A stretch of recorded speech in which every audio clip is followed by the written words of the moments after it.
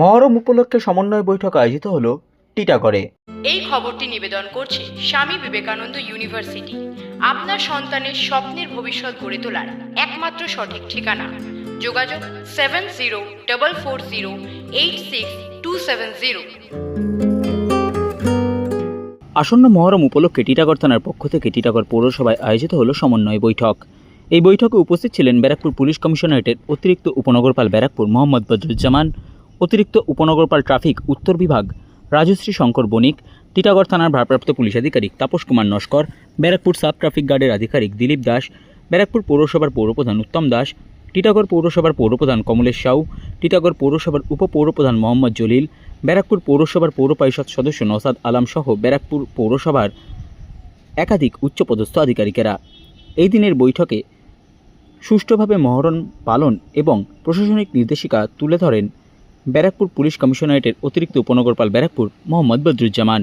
আমাদের মহরমের জন্য কিছু পয়েন্ট আমি নোট ডাউন করেছি, যেরকম ইলেকট্রিক ওয়্যারের হাইট, এই নিয়ে অবজেকশন আছে যে আমাদের তাজিয়া যখন যায় ইলেকট্রিক ওয়্যারের থেকে যেতে পারে, তো ইলেকট্রিক ওয়্যারের হাইট ওনাদের একটা নির্দিষ্ট হিসেব অনুসারে হ্যাঙ্গিং করা থাকে, 9 মিটার আই হোক, তাই তো 9 মিটার থাকে। আমি আগের একটা মিটিংয়ে শুনলাম ব্যারাকপুরে গিয়ে, তো তারপরে ওনাদের আরো অনেক ওয়্যার টাঙানো থাকে, তার সেই বেসিসে আপনাদের ওনারা ফ্রি অ্যাক্সেস দিতে পারে 15 ফিটের মতন। তো কাইন্ডলি আপনারা চেষ্টা করবেন, আমি রথের মিটিংও বলেছি, মহরমের মিটিংও বলছি যে তাজিয়ার হাইট 15 ফিটের অ্যাবাভ যাতে না হয়, ঠিক আছে। আর নেক্সট হচ্ছে নিশানের হাইট। নিশানের হাইট আমি রামনবমী এবং মহরমে দেখেছি যে নিশানের হাইট আপনারা অনেকটাই করেন, কিন্তু যেখানে যেখানে ওয়্যার আছে সেখানে সেখানে আপনারা ডাউন করে নেন, তারপরে আবার সেটাকে ক্রস করি আবার দাঁড় করান।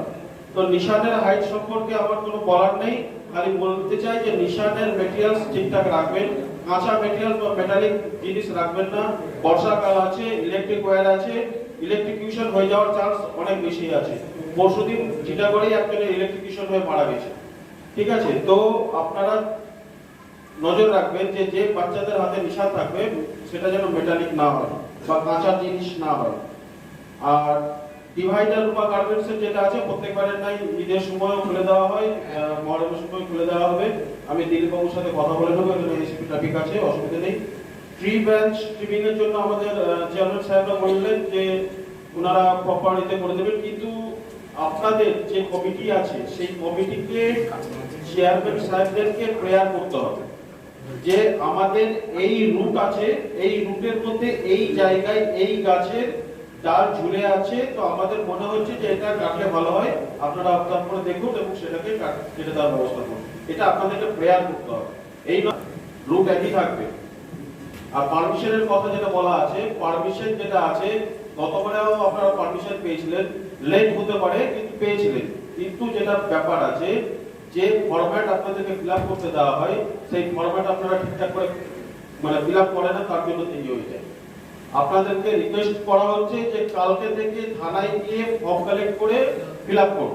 প্রবলেম দেওয়া হয়েছিল লাস্টবার আমার যতটুকু মনে হচ্ছে, ঠিক আছে। তো আপনারা ফর্মটাকে দেখুন, যে যে ক্রাইটেরিয়া আছে সেটা যদি বুঝতে না পারেন সেখানে সেকেন্ড অফিসার আছে, আমাদের ইমরান আছে, আপনাদেরকে বুঝিয়ে দেবে, ফিল আপ করতে সুবিধা হবে। কালকে থেকে স্টার্ট করে দিন, তাহলে আপনারা টাইমলি পেয়ে যাবেন।